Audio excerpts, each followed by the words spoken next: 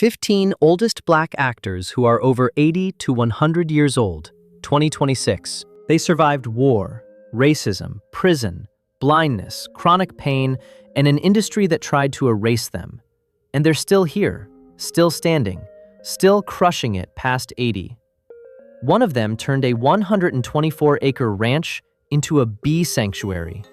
One wrestled a gun from an assassin with his bare hands. One rode a horse to his own Hollywood star ceremony at 78. These aren't retirement stories. These are blueprints for how legends are built. Before we reveal all 15, drop a comment on Remembered Lives channel telling us which one shocks you most. And hit subscribe so you never miss a story like this. Morgan Freeman. Let's start with the voice that literally sounds like God himself. Born June 1st, 1937 in Memphis, Tennessee, Morgan Freeman didn't become a household name until his 50s, and that alone should inspire every person who ever thought it was too late.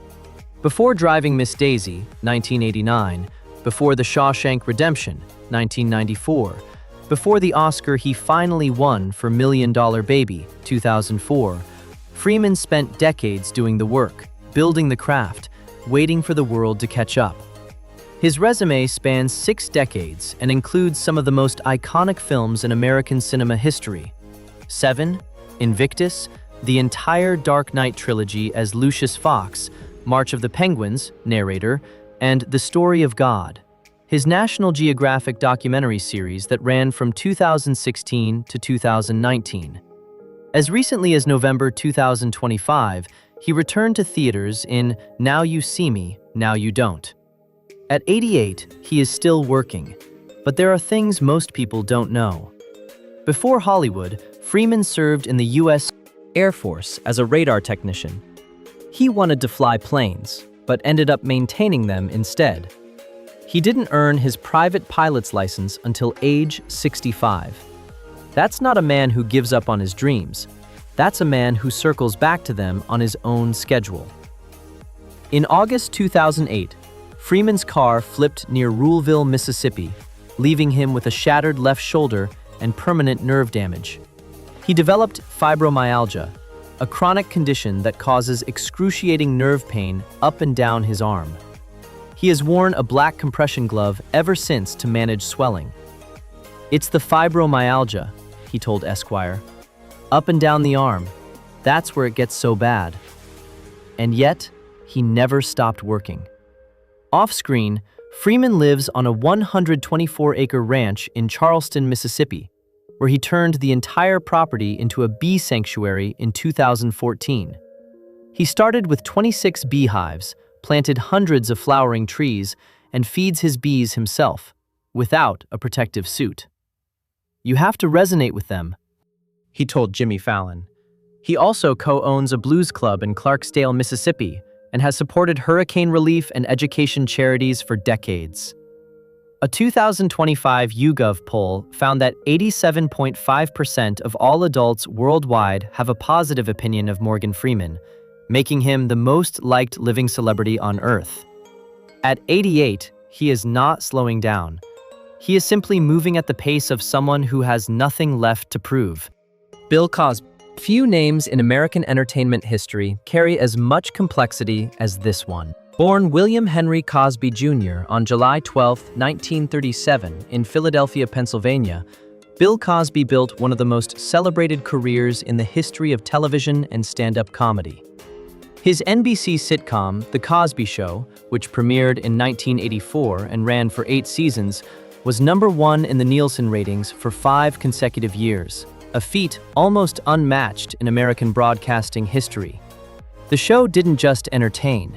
It fundamentally shifted how Black American families were portrayed on television. What most people don't know is that Cosby holds a doctorate in education from the University of Massachusetts Amherst, earned in 1977. His dissertation focused specifically on how his animated series Fat Albert and the Cosby Kids could be used as an educational tool in classrooms. He didn't collect the degree as decoration. He studied it, wrote about it, and integrated it into how he thought about storytelling for children. Cosby was also a serious jazz musician. He played drums and bass, hosted the Playboy Jazz Festival for decades, and alongside his wife Camille, assembled one of the most significant private collections of African American art in the country. Over 300 pieces, some exhibited at the Smithsonian. These are the dimensions of him that history has largely buried beneath the headlines. In 2018, Cosby was convicted of drugging and sexually assaulting Andrea Constand. He served 2.5 years at SCI Phoenix before Pennsylvania's Supreme Court overturned the conviction in June 2021, ruling that his due process rights had been violated.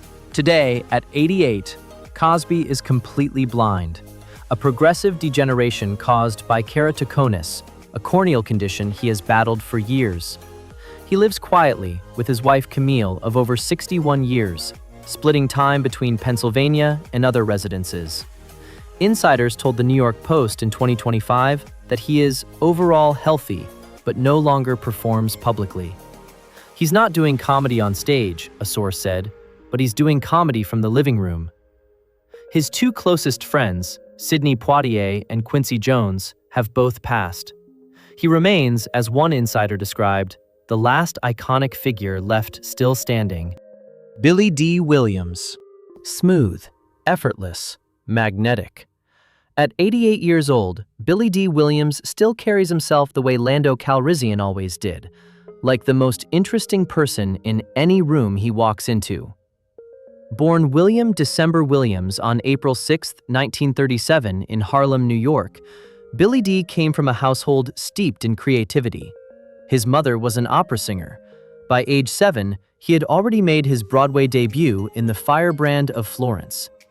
He was a child of the stage before he was ever a face on screen. But here is what almost nobody knows. Billy Dee Williams is a painter. A serious one. He earned a painting scholarship to the National Academy of Design and won the prestigious Hall Garden Prize for painting in the mid-1950s. He studied fine art, did nude modeling for art students while learning life drawing, and even experimented with LSD in the 1960s, not recreationally, but as he described it, to get inside of myself. He trained under Sidney Poitier at the Harlem Actors Workshop. The acting career came second. The art came first. His path into acting started as a way to pay for art supplies. It became a passion that lasted 70 years. His defining cultural moment came with Lady Sings the Blues, 1972, alongside Diana Ross, a performance so charged it made Hollywood take notice of him as a leading man. Then came The Empire Strikes Back, 1980, and Return of the Jedi, 1983. And Lando Calrissian became one of the most beloved characters in the Star Wars universe. He returned to the role in The Rise of Skywalker, 2019, 40 years after his first appearance in that galaxy far, far away. In his memoir, Billy Dee reveals the depth behind the glamour. During a Broadway run in the early 1960s, he fell into depression so severe he contemplated self-harm, feeling his future slipping away. That openness, that willingness to show the fracture behind the smooth exterior, is what separates him from the image. He is not just a charming face. He is a man who has stared into his own darkness and come back from it. Carrying paintbrushes. At 88, he remains one of the most elegant presences that Hollywood has ever produced. Garrett Morris. He was a trained concert baritone before he ever told a single joke on television. Born February 1st, 1937, in New Orleans, Louisiana, Garrett Morris grew up surrounded by music, theater, and the particular intensity of a Southern Black upbringing in the middle of the 20th century. He studied at Dillard University and then earned a scholarship to the Manhattan School of Music. He performed in operatic productions. He wrote and produced plays exploring Black political identity long before it was fashionable. Then, in 1975, he walked onto the stage of Saturday Night Live and became one of the original 6 cast members, the only Black performer in that inaugural season. His contribution to SNL has been significantly underwritten by history. He brought a specific kind of sharpness to the show, a comedic intelligence that came from a man who had spent 15 years in serious theater, who had sung Gershwin, who had appeared in Porgy and Bess and Showboat on Broadway. He wasn't just funny, he was trained, and that training gave him a depth of timing that even his fellow cast members noted. After SNL, Garrett Morris refused to stop. He appeared in The Jeffersons, Martin, voiced characters in animation, did video game work, and at age 75, took on a recurring role in Two Broke Girls that ran for 6 seasons. He has appeared in more than 100 productions across stage, film, and television, in a career that has now spanned 7 decades. At 88, he remains professionally active, doing voice work, guest appearances, and fan interactions that keep him mentally sharp and publicly engaged. People who know him say he stays deliberately busy. He understands, intuitively, that the moment you stop doing the work, the silence gets too loud. Garrett Morris has never let the silence win. Hal Williams. He is the definition of the working actor, the kind whose face you have seen hundreds of times without necessarily knowing his name. And that, paradoxically, is its own kind of mastery. Born Halroy Candace Williams on December 14, 1938, in Columbus, Ohio, Hal Williams didn't come to Hollywood with a flashy origin story. He worked community theater in Ohio for years, held jobs as a corrections officer and a postal worker, and didn't arrive in Los Angeles to pursue acting full-time until 1970. He was 31 years old. In the industry's eyes, he was starting late. In his own career's reality, he was just getting started. His television work spans an extraordinary range. He played Officer Smith, Smitty, on Sanford & Son from 1972 to 1976, delivering a quiet authority that grounded every scene he was in. He played Harley Foster on The Waltons from 1973 to 1980. He starred as Lester Jenkins, the steady patriarch of his household, opposite Marla Gibbs on 227 from 1985 to 1990. He played the tough-as-nails Sergeant Ted Ross in Private Benjamin, 1980, a role so convincing the studio spun it into its own television series. He appeared in The Rookie, 1990, and in the 2005 film Guess Who, opposite Ashton Kutcher. His IMDb lists over 50 credits spanning 5 decades. What makes Hal Williams remarkable isn't any single breakout role. It's the sustained, disciplined quality of his presence, the way his calm, centered delivery elevated every scene he entered. That centeredness, colleagues say, carries directly into his personal life. No gym selfies, no extreme fitness regimes, just consistency. Showing up, hitting marks, doing the work. He has said that the physical demands of acting, standing for hours, memorizing under pressure, maintaining posture and timing, have been his real fitness program. At 86, Hal Williams continues making appearances. He recently showed up in the streaming series The Upshaws, still working, still earning it. Some actors spend their careers chasing fame. Hal Williams spent his being excellent. The difference is everything. Bill Duke. He has been called the godfather of African American cinema. He has earned it, behind the camera and in front of it. Born William Henry Duke Jr. on February 26, 1943, in Poughkeepsie, New York, Bill Duke grew up in a working-class household where discipline and creativity coexisted. He attended Franklin D. Roosevelt High School, briefly considered pre-med, and then switched to the performing arts, a decision that would redirect the course of Black storytelling in Hollywood. In front of the camera, Duke is unmistakable. Standing 6 feet 4 inches with a bald head and a voice that commands rooms, he built a career playing characters of intense authority and controlled menace. His role as Mac in Predator, 1987, alongside Arnold Schwarzenegger, is one of his most recognized, as is his part in Commando, 1985. But he also brought remarkable depth to dramatic roles, appearing in Menace to Society, 1993, Payback, 1999, X-Men: The Last Stand, 2006, Mandy, 2018, and Gaslit, the 2022 Watergate miniseries. In television, he spent 3 seasons as the formidable agent Percy O'Dell in Black Lightning, 2018 to 2021. As of 2025, he has upcoming productions still in post-production and pre-production. Behind the lens, his impact is even greater. He directed A Rage in Harlem, 1991, Deep Cover, 1992, widely regarded as a classic of Black American cinema, and Sister Act 2, Back in the Habit, 1993. His documentary Dark Girls, 2011, examining colorism within the Black community, sparked a national conversation that continues today. Early in his directing career, he helmed episodes of Miami Vice, Hill Street Blues, and Cagney and Lacey, shaping the visual language of 1980s American television. Duke has received the AFI Lifetime Achievement Award and a Sundance Jury Prize for his debut film. In May 2025, his hometown of Poughkeepsie, New York, renamed a street in his honor, Bill Duke Way.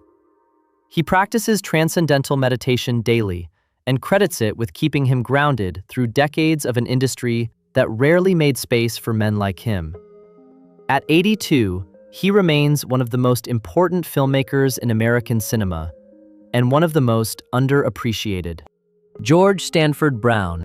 He arrived in America from Cuba as a 7-year-old boy, moved to Harlem, grew up navigating 2 languages and 2 worlds, and then built one of the most quietly substantial careers in Hollywood history. Born June 24, 1943 in Havana, Cuba, to Jamaican parents, Georg Stanford Brown came to New York City as a child and grew up in Harlem, where he became immersed in the artistic community surrounding the neighborhood. As a teenager, he formed a singing group. Later, he appeared in Joseph Papp's New York Shakespeare Festival, one of the most prestigious training grounds for serious American actors. His film debut came in The Comedians, 1967, alongside Richard Burton and Elizabeth Taylor. The following year, he appeared in Bullitt, 1968, the Steve McQueen action thriller that grossed $42 million on a $4 million budget. But the role that defined his first chapter was Officer Terry Webster on The Rookies, 1972 to 1976, the ABC police drama that made him one of the first Black actors to lead a major primetime network action series. Then came 1977's Roots, Alex Haley's landmark miniseries that remains one of the most watched television events in American history. Brown played Tom Harvey, Chicken George's son, across multiple episodes of a production that changed American culture permanently. What distinguished Brown from many of his contemporaries was his refusal to stay only in front of the camera. He became a director, working on episodes of Starsky and Hutch, The Rookies, Hill Street Blues, Cagney and Lacey, and Trauma Center. His 1985 television film Grambling's Tiger, about legendary football coach Eddie Robinson, earned him a Directors Guild of America nomination. He is a painter and sculptor. He was married to actress Tyne Daly from 1966 to 1990, with whom he has 3 daughters. At 81, Georg Stanford Brown represents a generation of Black artists who broke into Hollywood when the doors were barely open, and held them open long enough for the next generation to walk through. Fred Williamson. Before he was a movie star, he was a professional football player. Before he was a professional football player, he was an architecture student at Northwestern University. Fred Williamson has never been just one thing, and at 87, he still isn't. Born March 5, 1938, in Gary, Indiana, Fred Williamson earned his architecture degree at Northwestern before ever setting foot on a professional football field. He played defensive back for the Pittsburgh Steelers, the Oakland Raiders, and the Kansas City Chiefs. He was an AFL All-Star 3 consecutive times and won a championship ring in 1966. He earned the nickname The Hammer for the devastating forearm blows he delivered to opposing wide receivers, a technique that became his signature and eventually became his brand. After football, he made a calculated pivot into cinema. His architectural training, the precise thinking, the spatial awareness, the understanding of how structures hold together, may not seem relevant to filmmaking, but Williamson himself says it shaped everything about how he moves through a project. In 1974, he founded his own production company, Po' Boy Productions, making him one of the earliest black filmmakers in Hollywood to control his own material. His work in the blaxploitation era produced films that were genuinely revolutionary for their time. Black Caesar, 1973, gave black audiences a protagonist who was not a victim, not a saint, and not a sidekick. Quentin Tarantino later cited The Legend of Nigger Charlie, 1972, as one of the first films to depict a formerly enslaved person who fought back, calling it a genuine act of empowerment years before the concept became mainstream. Fred Williamson didn't just act in these films, he shaped them, produced them, and understood exactly what he was doing. At 87, people describe him as looking rugged, athletic, and formidable, because he has never stopped moving. No gym obsession, no fitness influencer energy, just continuous physical engagement. Walking, standing, producing, directing, traveling. Real movement in service of real work.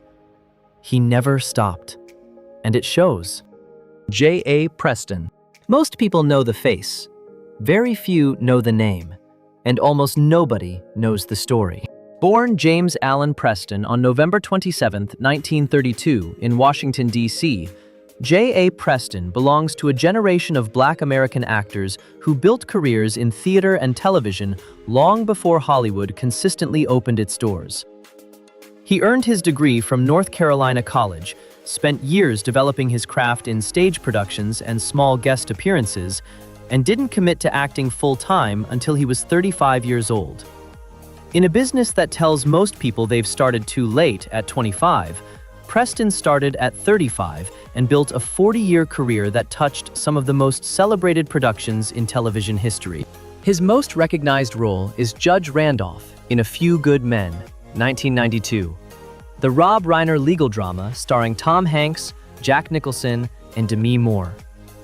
It is a small role in screen time and enormous in presence. When J.A. Preston delivers lines, you believe him instantly as a man of legal authority, because he carries the gravity of someone who has genuinely lived long enough to understand what authority costs. Before that, he appeared in Hill Street Blues, Seinfeld, Martin, and Law and Order, the kind of recurring presence on prestigious television that indicates an industry consistently chose him when it needed someone believable in positions of command. He played military figures in Air Force One, 1997. His last major screen credit came around 2006, after which he stepped quietly away from public life. At 92, J.A. Preston is among the oldest living black actors from the classical television era. He gave no interviews about fitness routines or dietary secrets. He simply did the work, thoroughly, professionally, and with the specific gravity of a man who came to the craft after already understanding what life outside it looked like. That perspective never left his performances. You can still see it in every frame. Robert Hooks. He didn't just act. He built the infrastructure that made it possible for black actors to exist with dignity in American theater. Born Bobby Dean Hooks on April 18, 1937 in Washington, D.C., Robert Hooks began his connection to performance at age 9, when he played a role in a production of The Pirates of Penzance. As a teenager, he worked on sharecropper farms in North Carolina with his siblings to save money for his education. That combination, artistic instinct and working-class discipline, shaped everything that came after. His Broadway breakthrough came in A Raisin in the Sun, the Lorraine Hansberry landmark that remains one of the most significant American plays of the 20th century. He later replaced James Earl Jones in The Blacks. The quality of the work he was doing drew serious attention from the professional theater community, but what Robert Hooks built offstage may matter even more. In the late 1960s, he co-founded the Negro Ensemble Company, NEC, in New York City, a theater institution that trained and employed black artists during the civil rights era when most mainstream stages remained closed to them. He simultaneously founded the DC Black Repertory Company, and in 1971, he created the Inner Voices Prison Arts Program at Lorton Prison, using poetry and performance to help incarcerated people find their voices. One inmate's work from that program earned him a commuted sentence from President Gerald Ford. Art can literally save lives. Robert Hooks built programs to prove it. In television, Hooks appeared in NYPD, 1967 to 1969, The Edge of Night, and films including Hurry Sundown, 1967, and Airport 77, 1977. He stayed active in producing and organizational work well into his later decades. At 87, Robert Hooks is a living reminder that the most durable legacies in American theater are not always the ones with the largest marquees. Sometimes they are the ones built quietly, institution by institution, in service of the artists who came after. Rosey Grier. He is the oldest living former NFL player in the world. He also does needlepoint. And if you think those two things are contradictory, you haven't been paying attention to who Rosey Grier actually is. Born Roosevelt Rosey Grier on July 14, 1932, in Cuthbert, Georgia, Grier grew up to become one of the most physically imposing defensive tackles in the history of professional football. He played for the New York Giants, 1955 to 1962, and the Los Angeles Rams, 1963 to 1966, earning a championship ring with the Giants in 1956 and becoming a cornerstone of the legendary fearsome foursome defensive line with the Rams, a unit considered one of the most dominant in NFL history. He played 11 professional seasons. After football came a moment that no script could have written. In June 1968, Rosey Grier was working as a bodyguard for Senator Robert F. Kennedy's presidential campaign.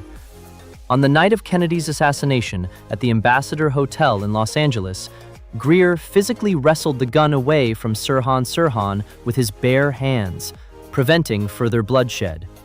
He guided Ethel Kennedy to safety in the chaos. That moment is documented, verified, and extraordinary. A man the size of a defensive lineman, moving with the calm of someone who had spent years making split-second decisions under pressure. In the 1970s, he became an ordained Protestant minister and founded American Neighborhood Enterprises, a nonprofit supporting inner-city youth with housing assistance and vocational training programs.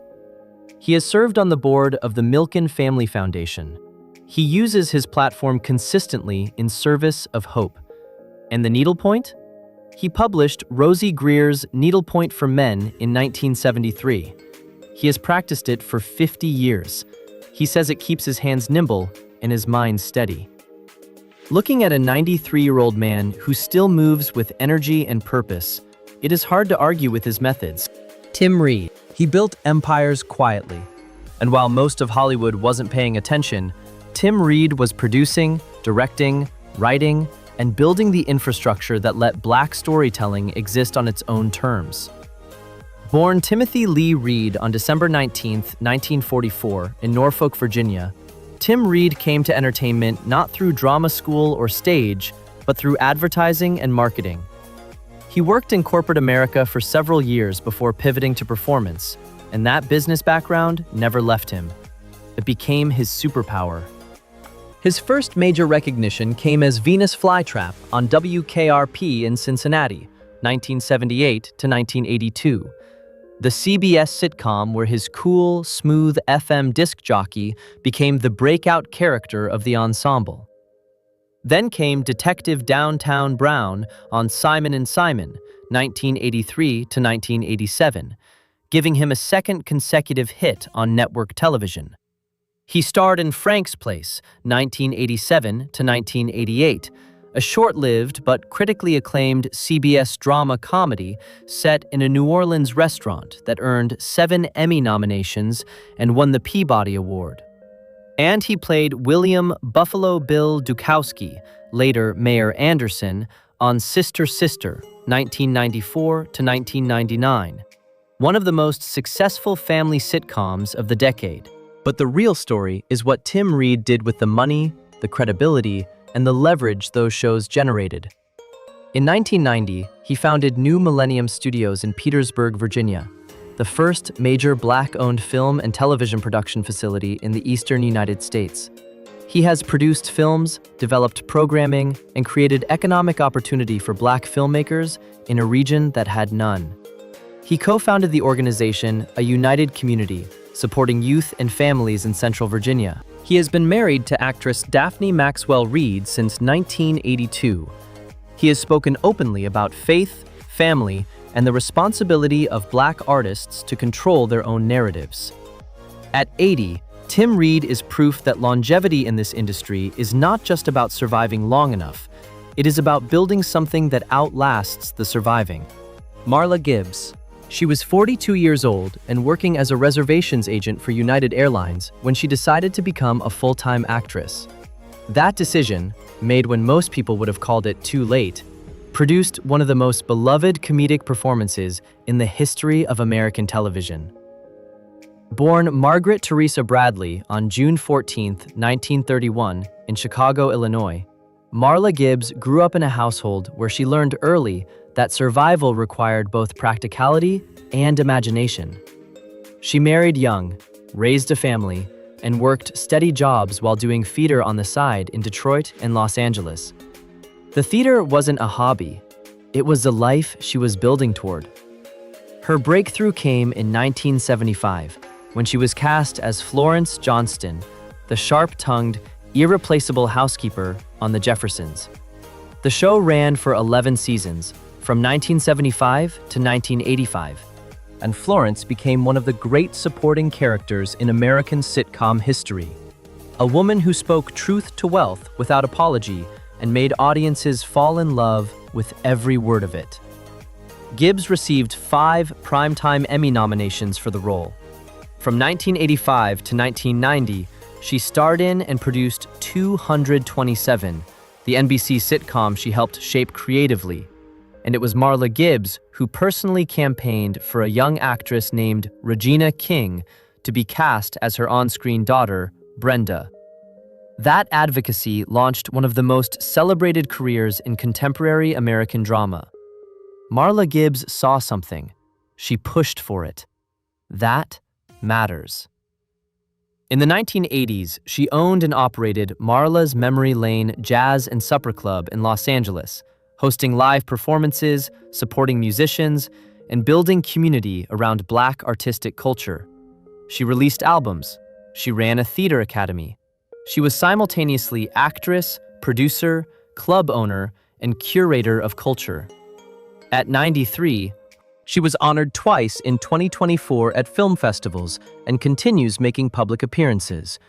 She recently reprised recurring work on Days of Our Lives. She was also featured in an extended library talk in Wilmington in 2024, reflecting on nearly 50 years in the business. She is still showing up. She has never stopped. Danny Glover. Before Lethal Weapon made him one of the most recognizable action stars on the planet, Danny Glover was a government employee working in community development for the city of San Francisco. That background, the time spent inside civic structures, understanding how systems serve or fail people, never left the actor he became. Born Danny LeBurn Glover on July 22, 1946, in San Francisco, California, to parents who were both postal workers and NAACP members, Glover grew up in a household where civic engagement was a given, not a choice. He studied economics at San Francisco State University, worked for the city, and then walked away from that career to pursue theater, joining the American Conservatory Theater and beginning the long, slow build toward a career that would eventually span 5 decades. He was diagnosed with epilepsy as a young man. He had his last seizure at age 35. Managing that condition through his 20s and early 30s required a physical and psychological discipline that shaped how he approaches everything. It also gave him an intimate understanding of physical vulnerability, something that resonates in every performance he has given. His screen breakthrough came with The Color Purple, 1985, directed by Steven Spielberg, in which he played the deeply complicated Mr. alongside Whoopi Goldberg and Oprah Winfrey. Then came Lethal Weapon, 1987, and the 3 sequels that followed, in which his Roger Murtaugh, perpetually too old for this, became one of the most beloved characters in action cinema history. He was 40 when that franchise began. The irony of a 40-year-old man playing someone too old has never been lost on him. Beyond Hollywood, Glover accepted a traditional chieftaincy title in Nigeria in 2009, serves as a UN Goodwill Ambassador, co-founded the Roby Theater Company in Los Angeles in 1994 to elevate Black and Latino storytelling, and has been a consistent presence at labor rights actions, global summits, and social justice events for 30 years. At 78, he is still moving, still producing, still making the argument that an actor's responsibility does not end at the edge of the frame. Glynn Turman. He rode into his Hollywood Walk of Fame ceremony on horseback. In July 2025, at 78 years old, if that doesn't tell you everything you need to know about Glynn Turman, read on. Born Glynn Russell Turman on January 31, 1947 in New York City, he made his Broadway debut at the age of 12, playing Travis Younger in the original 1959 production of A Raisin in the Sun, alongside Sidney Poitier and Ruby Dee. That debut alone would be a remarkable biographical footnote. For Glynn Turman, it was just the beginning. His career across 6 decades includes work that spans the full width of American storytelling. He played Lou Miles on Peyton Place. He appeared in Cooley High, 1975, the coming-of-age film that prefigured Boys in the Hood and became a touchstone of Black American youth cinema. He starred as Colonel Bradford Taylor in A Different World, 1988 to 1993.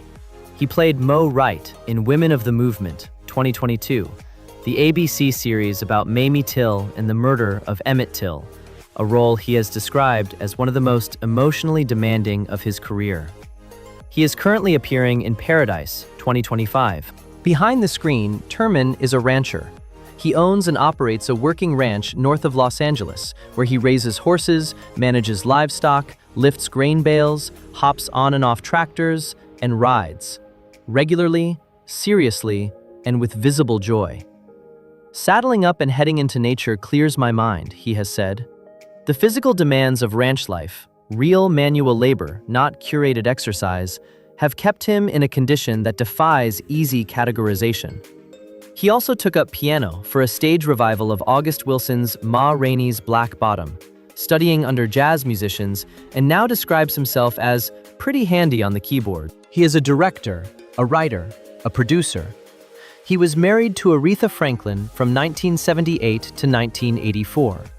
He has spoken candidly about the challenges of that relationship, the demands of fame on personal life, and the long work of rebuilding after both succeeded and failed. At 78, Glynn Turman is acting, directing, riding horses, playing piano, managing a ranch, and getting stars on the Hollywood Walk of Fame. Most people at 78 are looking for a comfortable chair. Glynn Turman is looking for the next challenge. 15 legends. 15 lives that Hollywood tried to sideline, silence, or shrink, and failed every single time. But here's the question nobody wants to answer honestly. Would these men have reached this level if the industry had actually given them equal opportunities from the beginning? Some waited until their 40s just to get a real shot. Others built their own studios because no one would open the door. Does longevity prove resilience, or does it expose how much was stolen from them in the first place? Tell us what you think in the comments. We read every one. Follow Remembered Lives channel for more untold stories that history forgot to celebrate.